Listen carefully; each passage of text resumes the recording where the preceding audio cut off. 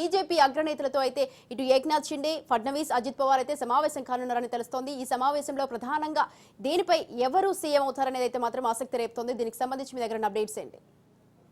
మంగళవారం లోపల మహారాష్ట్ర ముఖ్యమంత్రిని కన్ఫర్మ్ చేయాలి. ఎందుకంటే అసెంబ్లీ సమయము 26వ తేదీ వరకే ఉంది కాబట్టి రేపు 26వ తేదీ కాబట్టి రేపటిలోగా ముఖ్యమంత్రిని ఫైనల్ చేయాలి.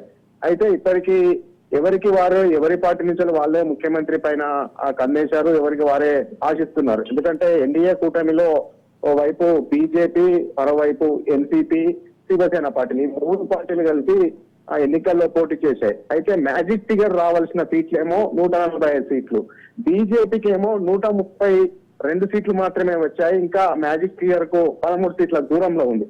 అయితే ఇప్పుడు ఏక్నాథ్ షిండే మరోసారి తనకు ముఖ్యమంత్రిగా అవకాశం ఇవ్వాలి, తన నేతృత్వంలోనే ఎన్నికలకు పోయాము, కూటమి గెలిచింది కాబట్టి ముఖ్యమంత్రిగా తనకు అవకాశం ఇవ్వాలని ఏక్నాథ్ షిండే ఇప్పటికే కోరారు. ఏక్నాథ్ షిండే తరఫున ఉన్నటువంటి శివసేన ఎమ్మెల్యేలు కూడా ఏక్నాథ్ షిండేకు ముఖ్యమంత్రి పదవి ఇవ్వాలంటున్నారు.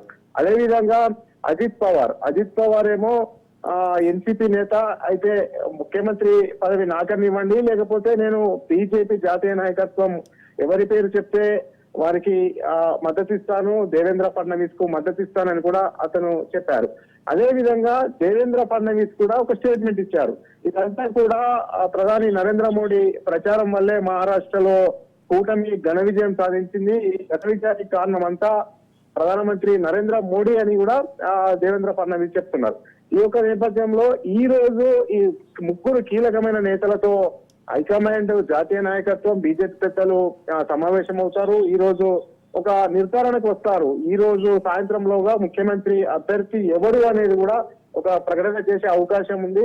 అయితే బీజేపీ మాత్రము దేవేంద్ర ఫడ్నవీస్ కే ముఖ్యమంత్రి ఇవ్వాలి అనేది కూడా బీజేపీ ఎమ్మెల్యేలు పట్టుబడుతున్నారు. అయితే ఈ రోజు దేవేంద్ర ఫడ్నవీస్ ముఖ్యమంత్రి ఇస్తారా, లేకపోతే ఏక్నాథ్ షిండేకి ఇస్తారా, మధ్య మార్గంగా అజిత్ పవార్ కి ఇస్తారా, లేకపోతే 2.5 సంవత్సరాలు అటు ఏక్నాథ్ షిండే గానీ బీజేపీ ఇట్లా ఎవరికన్నా 2.5 సంవత్సరాలు అట్లా పొత్తులో అట్లా కంటిన్యూ చేస్తారా ముఖ్యమంత్రి అనేది చూడాలి. అయితే ఈ రోజు సాయంత్రం వరకు మహారాష్ట్ర పీఠాన్ని ఎవరు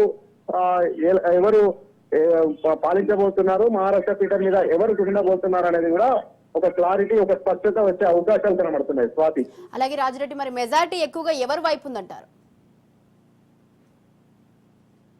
మొత్తానికి చూసుకున్నట్టయితే అటు బీజేపీ జాతీయ నాయకత్వం దేవేంద్ర ఫడ్నవీస్ అయితే మొగ్గు చూపుతున్నట్టు తెలుస్తుంది. ఎందుకంటే దేవేంద్ర ఫడ్నవీస్ గతంలో ఉప ముఖ్యమంత్రిగా ఉన్నారు.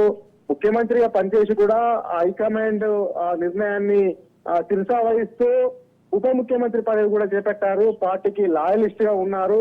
అదేవిధంగా బీజేపీకి 132 సీట్లు వచ్చాయి. కూటమిలో లార్జెస్ట్ పార్టీ బీజేపీయే కాబట్టి ఖచ్చితంగా దేవేంద్ర ఫడ్నవీస్ అయితే బీజేపీ జాతీయ నాయకత్వం ఆలోచన చేసే అవకాశం ఉంది. అజిత్ పవార్ కూడా దేవేంద్ర ఫడ్నవీస్ తో ముఖ్యమంత్రి పదవి ఇస్తే తాను సంపూర్ణ మద్దతు ఇస్తానని కూడా ప్రకటించారు. ఈ యొక్క నేపథ్యంలో దేవేంద్ర ఫడ్నవీస్ తో ముఖ్యమంత్రి పదవి వరించబోతుందనేది కూడా పెద్ద ఎత్తున చర్చ జరుగుతుంది. అయితే మొత్తానికి సాయంత్రం లోపు ఈ భేటీ తర్వాత ఎమ్మెల్యేలతో గానీ, అదేవిధంగా ముఖ్య నేతలతో గానీ జాతీయ పార్టీ పెద్దలు సమావేశమైన తర్వాత ఒక క్లారిటీ వచ్చే అవకాశం ఉంది. ఇప్పటివరకు అయితే అనధికారికంగా వెలువడుతున్నటువంటి సమాచారం ప్రకారం ఎక్కువ అవకాశాలు దేవేంద్ర ఫడ్నవీస్ కే ఉన్నట్టు తెలుస్తున్నాయి. Swathi, right. Thank you Rajireddy, thanks for the details.